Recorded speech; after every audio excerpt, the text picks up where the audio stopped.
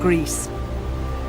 It was here, close on 2,500 years ago, that a tale was composed about an island civilization of unparalleled wealth and power, which was swallowed up by the sea.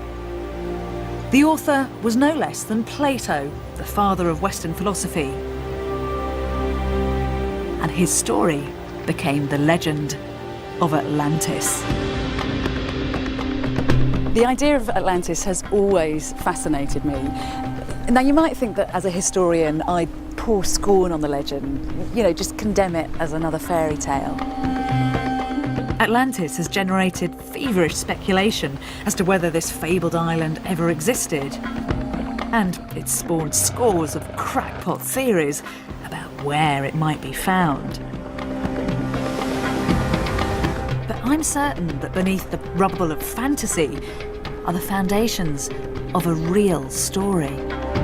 1,000 years before Plato lived, a truly amazing civilization thrived here in the Eastern Mediterranean. But that civilization suffered a terrible catastrophe.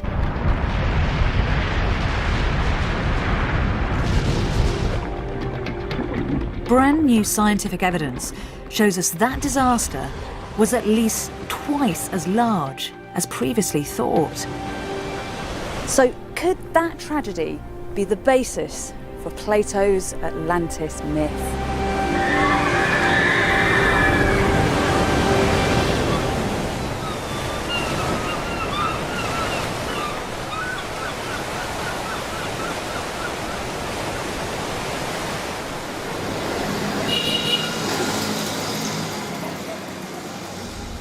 When you say the name Atlantis, what often springs to mind is a lost underwater city or a mythical utopia. But actually, Plato's Atlantis is neither of those things. His was a maritime trading empire, a sort of super state that enjoyed huge success, but then became aggressive and overbearing, and so was punished for its arrogance by the gods. Now, because that idea is eternally fascinating to us, the notion that pride always comes before a fall, from the moment that the Atlantis myth was set down here in Athens, it has never once left the human radar. Listen then to a tale which is, though strange, but wholly true. For these histories tell of a mighty power, Atlantis.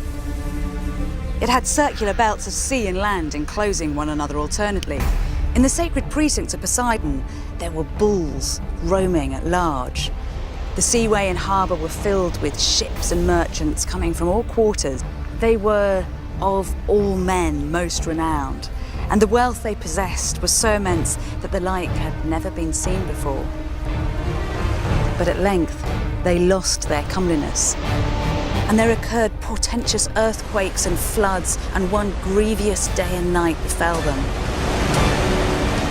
And the island of Atlantis was swallowed up by the sea and vanished.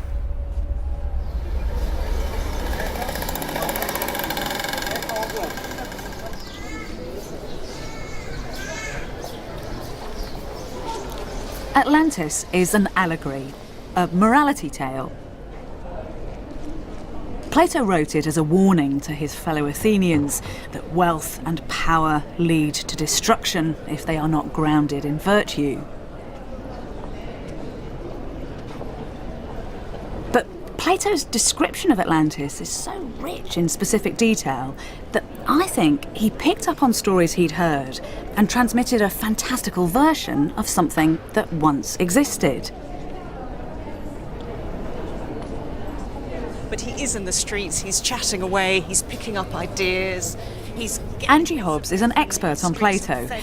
In return for a historical tour of his world, I want to find out what she thinks about the roots of the story. I've got a little treat for you. What are we about to see? We are about to see... I've been given special access to these new city centre excavations, a time capsule from Golden Age Athens. We're walking where Plato, Aristotle, all my heroes would have walked and chatted and argued and debated, and this is where it all began. It's actually quite moving. It is. A bit of Golden Age stone there. I mean, That's what I love about Plato, the idea that he's out here, he's in the city, he's using all the tricks he can, in a way, to try to encourage people to listen to his philosophy and to be moved by it and to learn from it. Yes, and of course we've got an age without media to promote your message for you. You have to do everything yourself. But he never loses sight of his Socratic inheritance of wanting to get out there and really make people's lives better, to save their lives, save their souls, as he puts it. It could be then that this is just a moral fable, that the Atlantis story is just one grand political allegory. Well, it's a possibility. He's certainly got the vivid imagination to be able to have made it up. He's not a historian. That's not his intention. His intention is to use history, to use mythology, to make his own philosophical points. How possible do you think it is that the Atlantis myth has some kind of a root in the prehistoric past? And persuaded many that Atlantis was an extraterrestrial colony. But Atlantis has also been used for more sinister purposes. Nazi leader Heinrich Himmler was convinced that the so-called Aryan master race was descended from the fabled Atlanteans, and that the missing link could be found in one of the most unlikely places.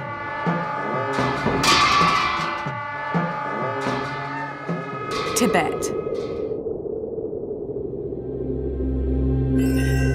During the Victorian age of exploration, the obsession with Atlantis even extended to British prime ministers.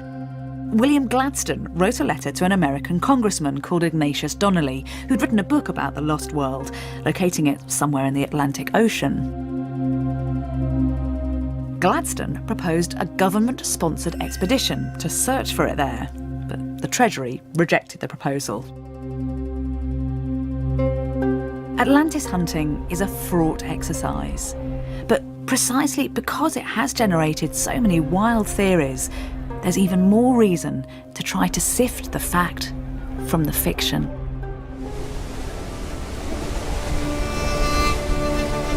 Fresh scientific evidence buttresses the idea that Plato's story was inspired by a real island and a real ancient civilization which was destroyed by a real natural disaster. The island I'm heading for is southeast of Athens. It's called Santorini, or Thera, as it was originally christened by the Greeks. The first thing that strikes you about Thera is its really odd topography. The land just juts straight out of the sea, and then you get these small islands ringed by water, which are then in turn cradled by that massive semicircle of land up there. Now, just listen to what Plato has to say about his Atlantis. There were circular belts of sea and land enclosing one another, some greater, some smaller. Now, of course, that in itself doesn't prove anything. I mean, there could be loads of locations all around the world that match this description. But nonetheless, this account and that landscape are really remarkably similar. This dramatic landscape draws thousands of tourists every year. But not all of them realise that they are actually sailing into the remnants of an enormous volcanic crater.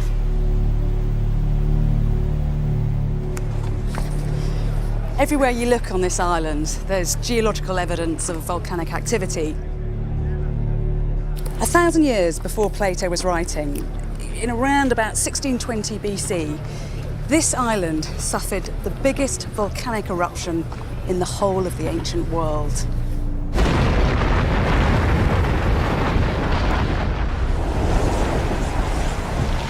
And you go out on deck and wow, you realize, well, I'm up in the ship. One of the world's leading volcanologists, Haraldur Sigurdsson, recently led an expedition to the sea floor around Santorini. He found surprising evidence of the true scale of the Theran eruption. We use two approaches. So basically you're firing a gun that sends a sound wave into the seafloor and you get data coming back that tells you the thickness of the layers. But then the other method we used was to send down a submersible, which is like a small car, but you drive it from the ship. It's got 9 cameras on it, all taking video, and you get all sorts of information. Harolda's team scanned the seafloor, measuring underwater deposits produced by the volcano.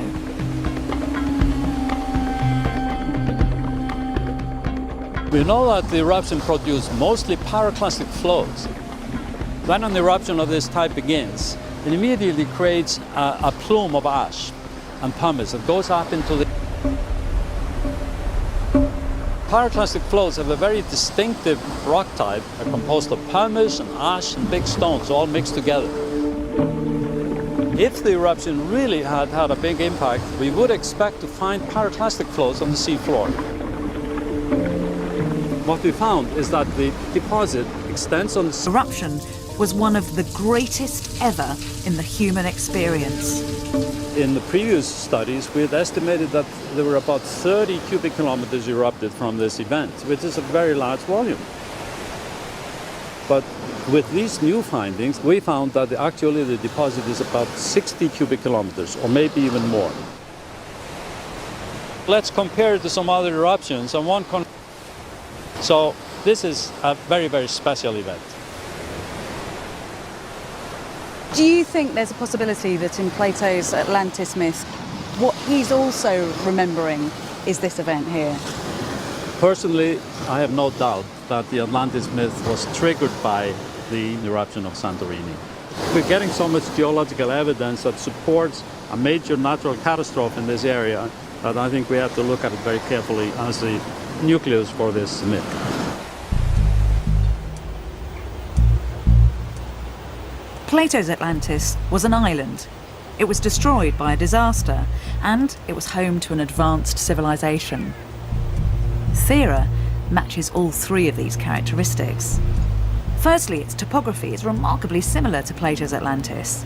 Secondly, it was the scene of a natural disaster of cataclysmic proportions. And crucially, it was also home to an amazing civilization.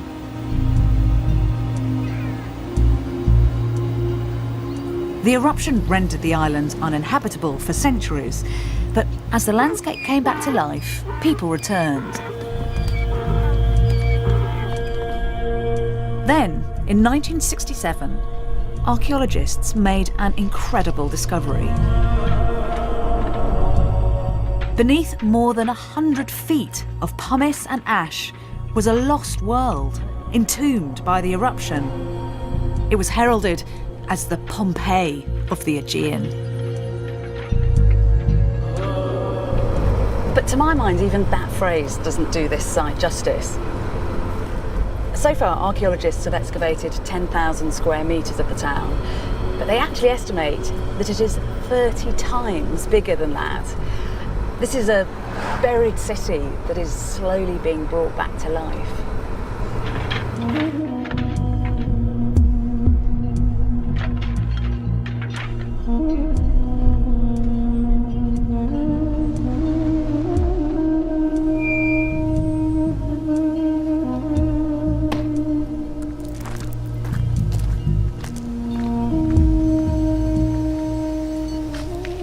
In my opinion, Theran Bronze Age society is one of the most beguiling of all civilizations that ever walked the earth. And you've got to remember that we're talking about people who are living and working 3,500 years ago.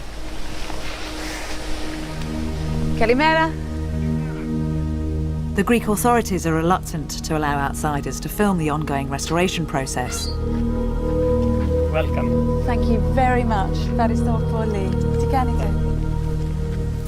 But Chief Archaeologist Christos Doumas has granted us special permission to go behind the scenes.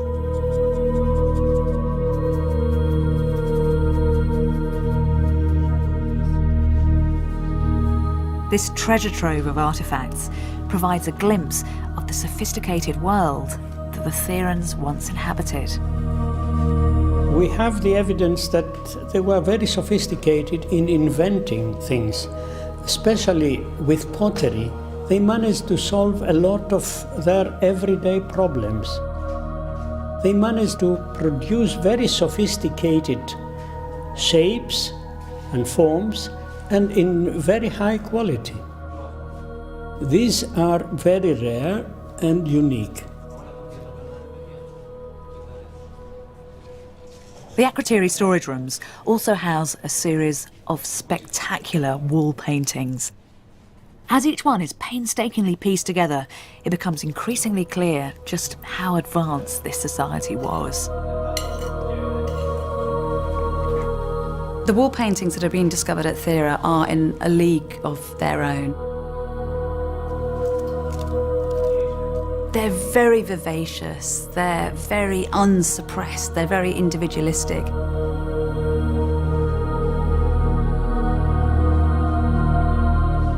Compare that with the other art of the period, the beautiful art of Egypt, for example, more formulaic, much more controlled. Whereas the Theran wall paintings have their own life and their own story.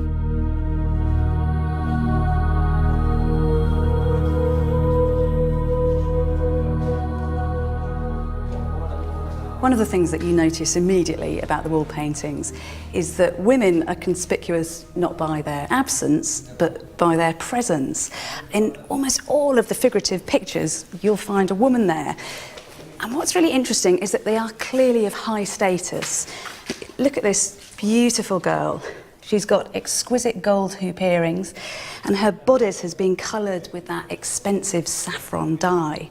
She's actually offering saffron to this kind of superwoman, who I suspect is some kind of divinity, because she's got behind her a griffin, which was usually a sign of a goddess or a spirit. The contrast between these women from the Bronze Age and the women of Plato's day in 5th century Athens could not be starker. In Athens, women were second-class citizens. They were often not allowed out during daylight. They were only given half rations, and they were encouraged not to speak out in public. Whereas these girls from 1,000 years earlier, from the Bronze Age, they have respect, they have clout, and they clearly have standing in society.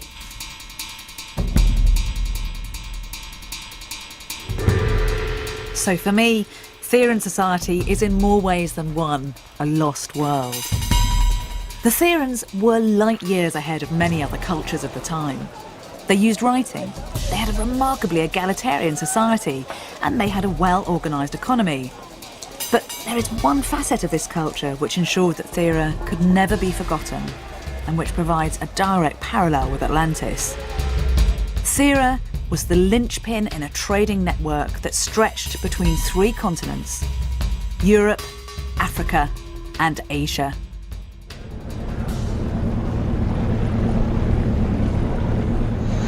This is where you get really close to the secret behind Thera's success. You cannot understand the Therans unless you understand their relationship to the sea. Back in the Bronze Age, it was the oceans that were the highways of the known world.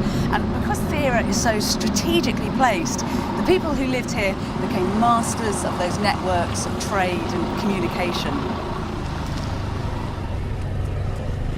Plato describes Atlantis as a place where the harbour was filled with ships and merchants coming from all quarters.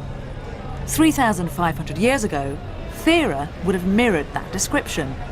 It was an international trading hub with as many as a dozen languages, ranging from Minoan and Hittite to Egyptian and Canaanite, drifting out across the water between the boats.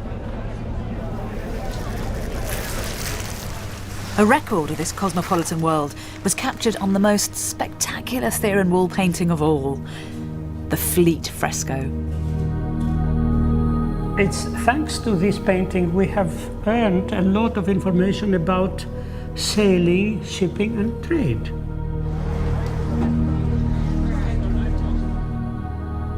It shows real ships, and it is for the first time that we have depictions of ships of that period in that scale. Does that mean that this is a new kind of ship that we're looking at here? Yes. We have the earliest representations of sailing ships. And presumably with this kind of inventiveness, The Therans are really succeeding when they go onto the oceans. They're actually managing to navigate routes that would have been impossible before. Yes, exactly.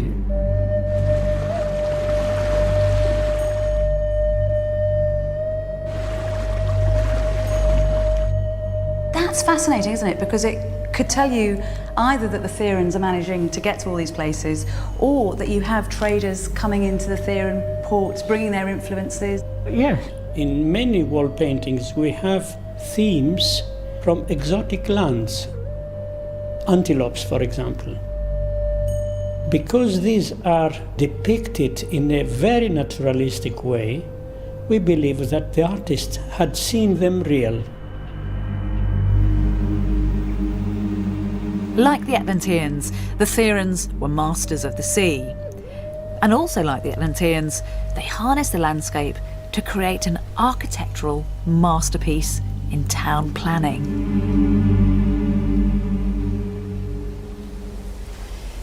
Because Plato was writing about an extraordinary place, you'd expect him to bang on about the glories of the architecture in his Atlantis, make it a larger-than-life city. And so it's always seemed pointless to try to match lock, stock and barrel, all the details in here with one real location. But coming here to Thera, two sentences have leapt out at me. This is Plato talking about the masonry of the place.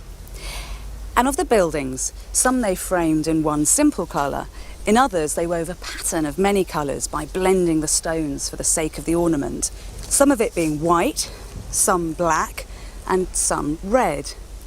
Now, just look at the local stone that they still use here at the site of Akrotiri. In Atlantis, red, black and white masonry was used to build the city. Here in Akrotiri, we find exactly the same. These buildings were so well preserved because they were buried under a deluge of volcanic ash up to 60 feet thick. Even so, it's been difficult to imagine what this place must have looked like in its former glory. Until now. How many years have you been involved in Akrotiri? Quite a few. 30 years at least. Architect Clary Palevou has come up with a vision of Akrotiri. The first impression is really strong one. This is not any simple architecture that one perhaps would have made the mistake of imagining for a prehistoric time. It is a very sophisticated architecture, not just about meeting everyday needs or physical requirements like shelter or protection. It's walking into their lives and how they ran their world. Yes, precisely. In the world, these people are building 2, 3-story buildings on an earthquake-sensitive region. And they are also building in a style of architecture that involves a lot of openings. We take windows for granted nowadays, but back then that was something very innovative. That's fascinating because it's a very modern concept. When we employ architects now, we always go on about the light or give me a lot of light. I could see, and yet they exploited the natural world around them to pioneer a completely new kind of civilization. Just like the Atlanteans, the Therans were a technologically advanced people, so accomplished that throughout the Bronze Age world, Theran wealth and sophistication would have been legendary.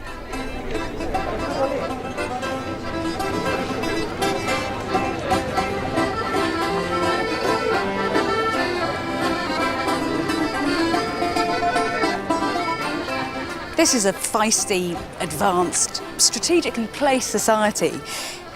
And yet, even with its amazing trading connections, you do ask yourself how Thera could punch quite so far above its own weight. Well, the answer lies 70 miles to the south across the sea, in a place that was known in Plato's day as Megalor Nissi, the Big Island.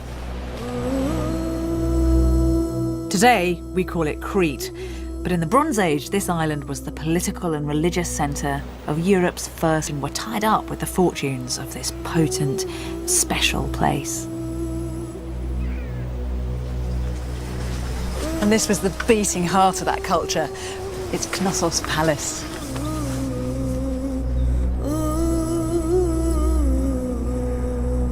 In its heyday, this was a vast administrative complex.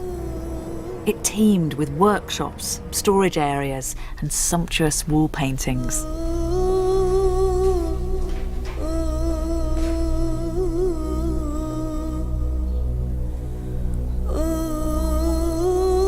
Just like Thera, it was littered with ancient artifacts and architecture. These ruins had lain buried for centuries. They were brought blinking back into the light in 1900 when they were excavated by British archaeologist Arthur Evans. All this reminded Evans of the Greek myth of King Minos. Minos was the great ruler whose wife had spawned a monstrous creature, a son who was half man, half bull. So Evans matched the myth to the reality and convinced himself that here he'd uncovered the site of the legendary labyrinth. And then he went a step further. He actually gave a brand new name to the people who lived here 3,500 years ago. He called them, after King Minos, the Minoans.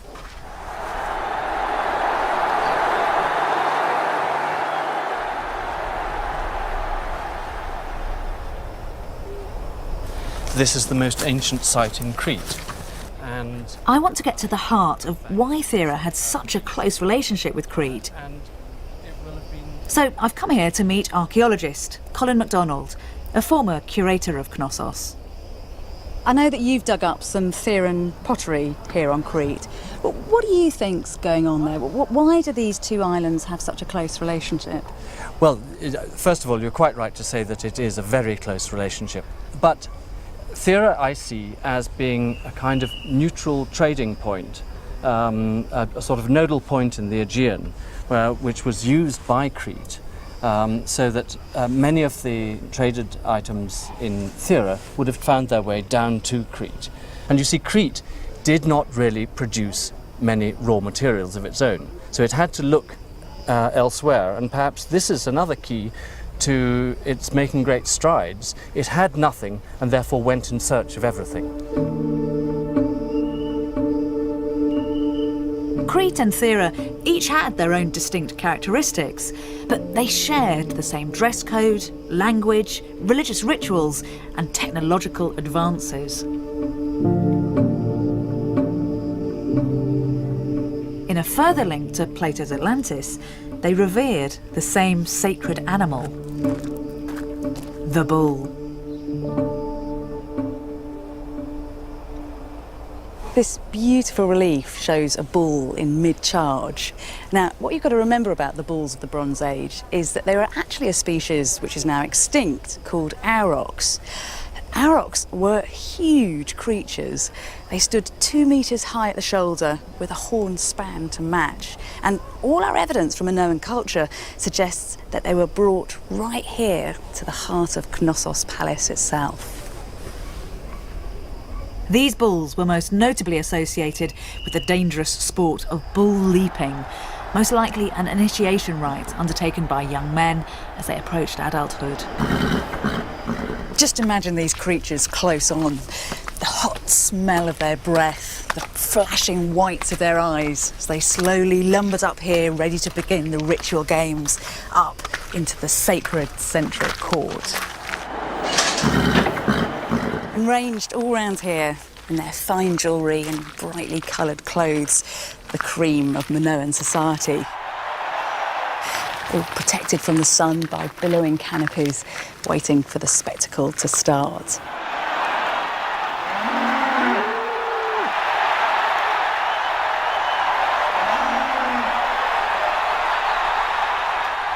Now, just listen to what Plato has to say about the elite of his Atlantis society. In the sacred precincts of Poseidon, there were tauron, bulls at large, and the princes, being alone, after praying to the gods that they might capture a victim well pleasing unto him, hunted after the bulls with staves and nooses, but with no weapon of iron. Now, this suggests to me that what Plato is writing about is a kind of garbled memory of the real bull leaping that happened here on Crete and back in Thera.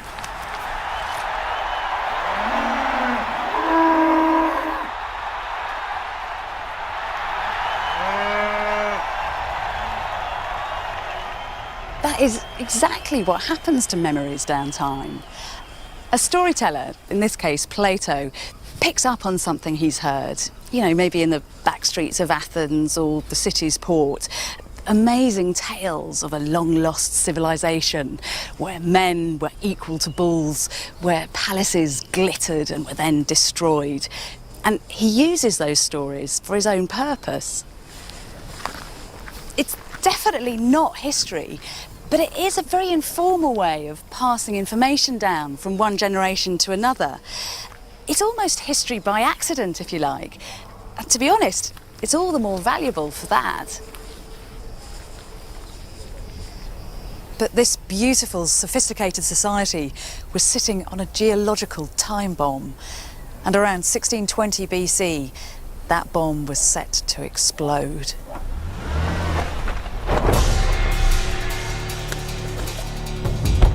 Oh, this is a good playground for a geologist, isn't it? It's prime spot for every geologist. What the Therans must have suffered as their island was devastated by the greatest volcanic eruption of the ancient world.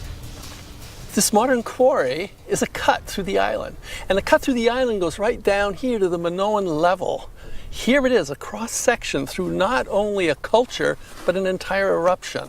So what I'm touching now, this is earth that they'd have been farming in the Minoan period. This is a surface that man walked on here. And I mean, his debris is everywhere, right? That's 3,600 years ago. And now look at it. It's 30, 40 meters underground.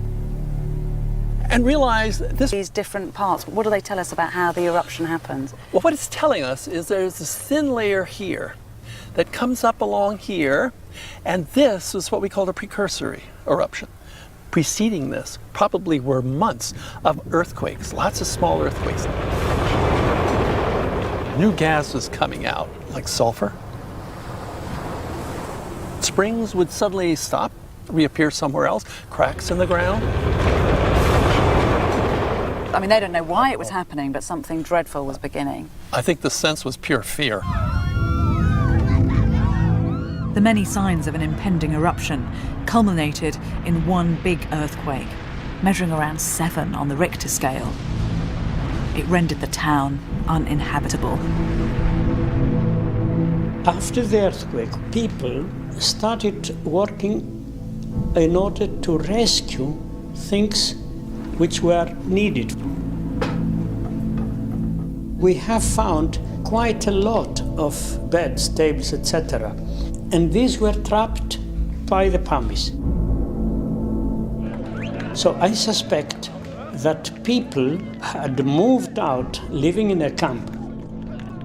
They were working in their ruins in order to rescue things which were essential for their survival in the camp.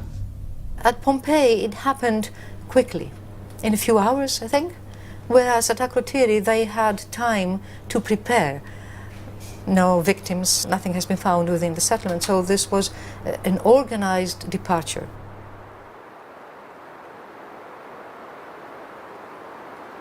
There was one specific pot which was no different than the other, but the owner, for some reason, had wrapped it up with a piece of cloth which had survived, and I had sort of the vision of the person who, for some reason, was attached to this specific vessel and had tried to protect it with the hope of the return. Of course, they were familiar with earthquakes. An earthquake was not the end of the world.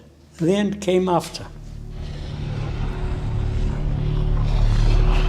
The troubling earthquake was just a prelude to the main event the world had never experienced before.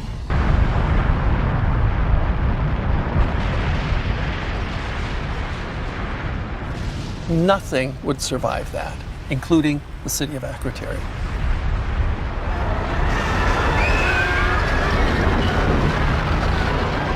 You'd be buried beneath the pumice. If that didn't happen, the pyroclastic flow would just grind you to little tiny bits. And if that didn't happen, then the fine ash would get into your lungs, block it up. And that same ash mixing with the fluids in your body would turn to cement. There's no way you're going to survive this.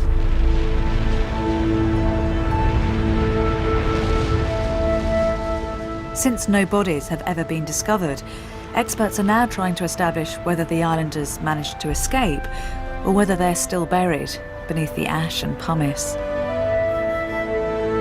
I think it is stupid to say that they evacuated the island. When? Since they were working until the moment of the eruption. And were all the ships here? And how many ships could accommodate thousands of people? So I do not believe they evacuated. God knows where the people have gone. I believe that they were camping somewhere near, in the vicinity, and they will be found there someday.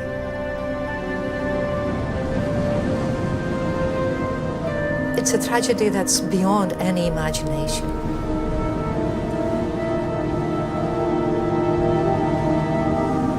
There is one thing I would love you to clear up for me, if you can.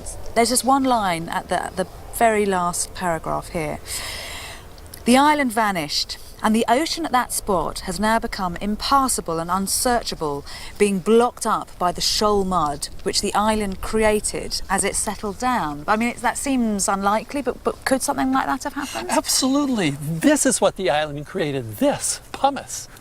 Pumice is the only rock that floats. Vast amounts of this stuff. Look at it here. This same material was on the ocean. It produced floating rafts, huge rafts. Today, we can see the same phenomenon in the Pacific, where pumice is ejected from underwater volcanoes. On the surface of the sea, the pumice forms rafts, which sailors often find impossible to navigate. The rafts from the Theran eruption would have been a full 3 feet thick. That just makes such sense. So Plato's talking about mud, but actually what it is huge levels of pumice on the ocean. Absolutely. This is our account of antiquity, of this eruption. This was an eruption that shook much of the planet. Ash was transported as far north as the Black Sea, as far east as central Turkey, and as far south as the Nile Delta.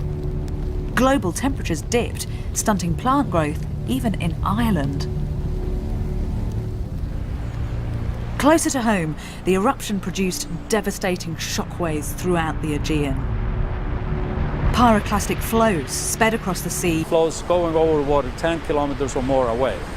Then they would have started to go underwater, and then, of course, the sea would have been heated up by that. But most importantly, a sea wave would be pushed up, creating a tsunami. If even a tenth of these pushed the ocean enough to make tsunami waves, then we had dozens and dozens and dozens of tsunamis sweeping across the ocean. As the tsunamis gathered momentum, they pulsated away from Thera. One of their destinations, Minoan Crete.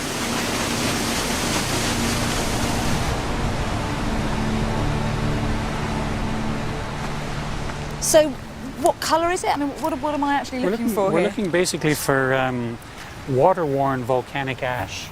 Archaeologists Sandy McGillivray and tsunami expert Kostas Sinolakis are investigating the scale of the tsunamis by mapping Theran pumice on Crete's northern coastline. Here's some. Here's a piece there. Oh. It's so light, isn't it? Mm-hmm. Isn't that a bit of... That's Minoan pot, isn't it? Sure. That's part of a late Bronze Age pithos with this herringbone pattern on it. That's amazing, but I mean, of course, because it must have floated here, so... This is exactly what we like. I mean, floats and that comes out gives us an idea of how high the wave reached. Because this site has been undisturbed. This is why it's so important to us from the point of view of modeling. So the tsunami would have carried this up here to this headland? At least at this point. I mean, it could have carried it further up and then could have washed down with the rain and with floods. But this gives us sort of helps us bracket the size of the wave right offshore. It's been estimated that the Theran tsunami rose at least 65 feet above sea level in places and travelled up to 5 miles inland.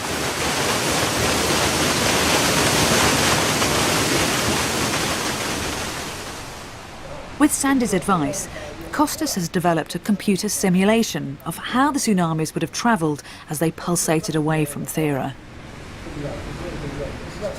You see, this is the initial wave. And we'll follow it all the way to Crete. See, the first wave causes the shoreline to retreat, to move offshore. We're less than an hour from the eruption, and already the south side of Crete and the eastern Peloponnese are experiencing the big wave. It's so fast, It does. it's like a steam train or something, isn't it? And so this, what we're seeing here, the green is the wave as we'd think of it, so the tall Right. crest of the wave. And all this purple and blue, I mean, look, right on the edge of Yes. Asia Minor. That's the kind of drawback that you were describing Precisely, earlier. yes. Yeah. Costas, I know that you've gone all around the world looking at tsunamis and their effects.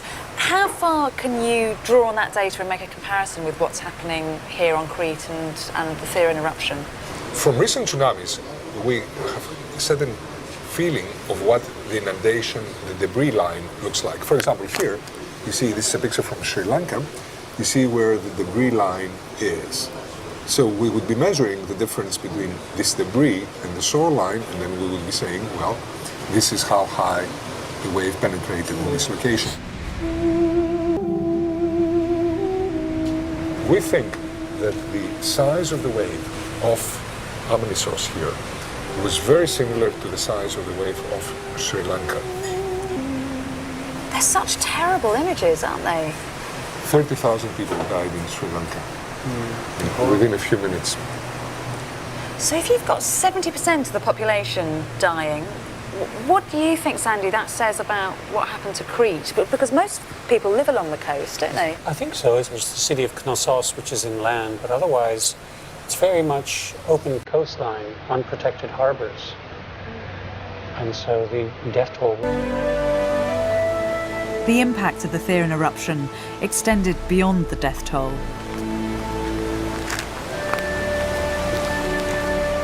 Minoan society was shaken to its core.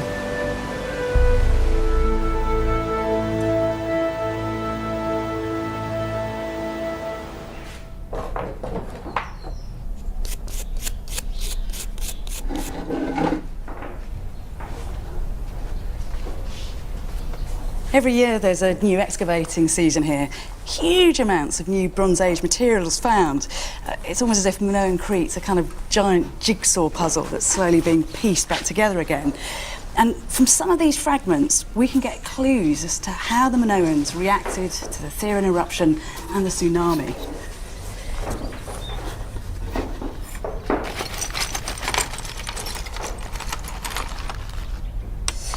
What starts to happen is that you get the pottery decorated in this really weird way. It's called marine style. And basically the surfaces of the pots are suddenly painted with slithering creatures from the deep. So you can see here, you've got an octopus's tentacle above a rock with seaweed. There's a starfish. That's a conch shell. And this is a kind of giant shellfish. It's almost as if the Minoans are trying to placate or even kind of face down the sea demons that have suddenly arrived on their island.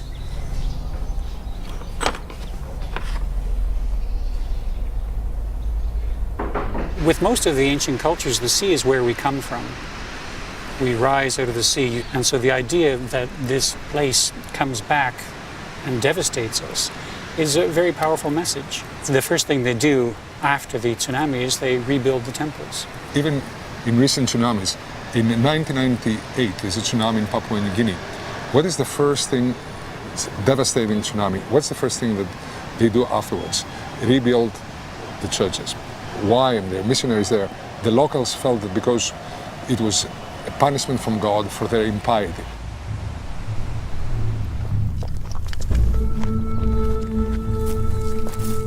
In the 1970s, Archaeologists made a grim discovery at this Bronze Age shrine in Crete.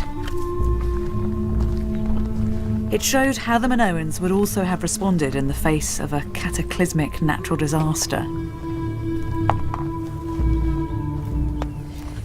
In this room, there was the body of a young man, aged about 17 or 18. He'd been trussed up and he was laid out on this altar. Next to his head, there was a bronze dagger, and we can tell from the bone evidence that one of his arteries had been cut and his body had been bled completely dry. Experts believe that this young man was being sacrificed to try to stop one of the many earthquakes that shook this region before the Theran eruption. A few paces out here, there was another body.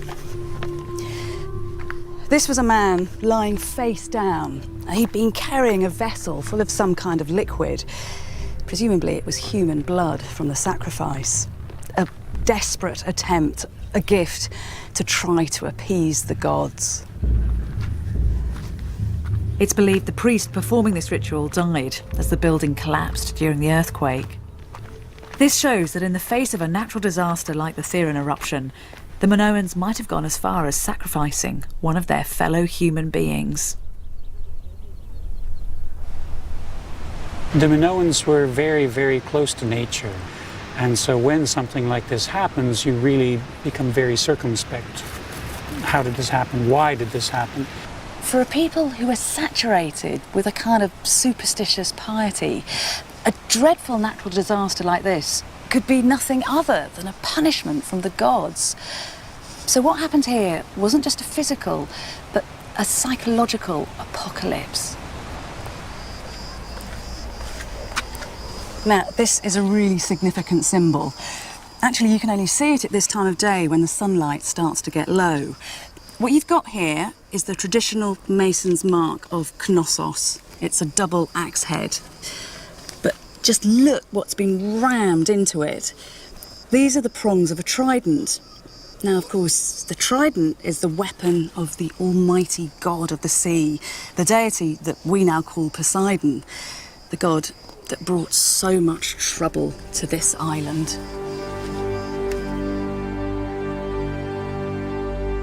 Poseidon was fearsomely powerful in Minoan society, both the sea god and the earth shaker.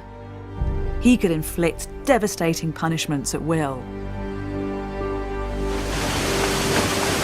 This is yet another strong link to the Atlantis legend. According to Plato, Poseidon was the master of Atlantis, and when its people fell foul of him, their island was swallowed by the sea.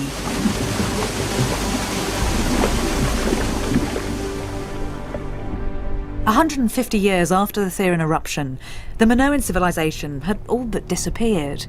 And we don't know why exactly, but I think it's true to say that the eruption marked the beginning of the end for Europe's first great culture.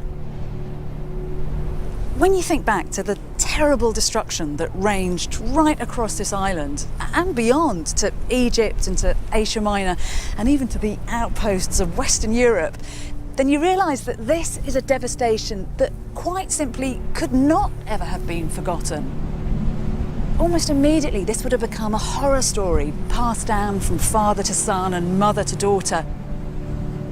Of course, that's what logic tells us must have happened, but the historian in me needs to see the evidence in black and white. How can we try to prove that the catastrophe that happened here was still remembered 1,000 years later in Plato's day? We have an increasing body of evidence that the memory of prehistoric events can be preserved through tales and legends. It's a kind of oral history that is surprisingly resilient. Irving Finkel is one of the world's leading experts in deciphering ancient languages. He believes he can trace how the memory of real events and real people can survive through oral history for hundreds of years before they enter the written record. One prime example is one of the oldest stories in the world, the Epic of Gilgamesh.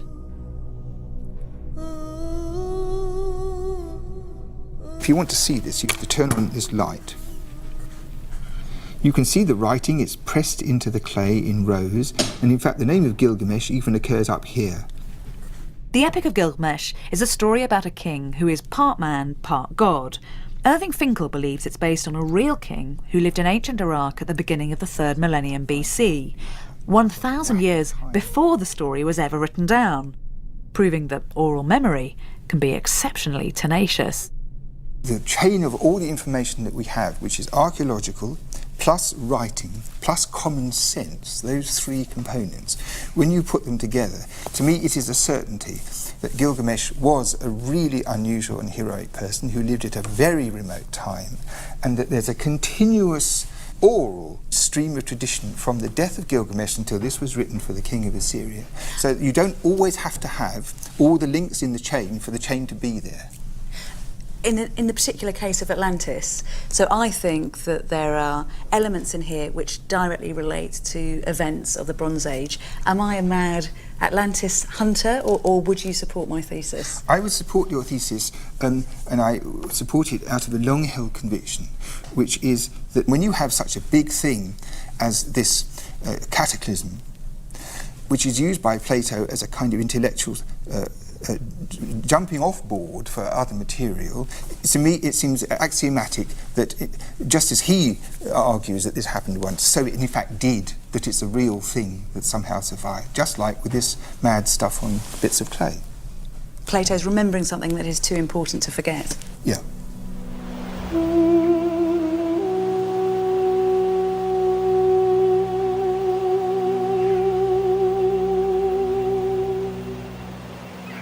Plato's Atlantis myth sets down that all too familiar story of the rise and then the fall of mankind. He immortalised a great story and a great idea, one that still captures our imagination today. His account was first and foremost a moral fable. But there are numerous clues that Plato based Atlantis on an oral memory of Bronze Age Thera. The hard evidence shows us that here there was a sophisticated trading civilization that flourished and was then swallowed by the sea, ravaged by a disaster of legendary proportions. Surely this is the root of Plato's Atlantis legend. Legions of treasure hunters and pseudo-scientists have projected their dreams and desires onto the myth. But however beguiling the Atlantis of the imagination, it will never be as intriguing as the real place, the real event, and the real people of the Bronze Age that inspired Plato's magnificent tale.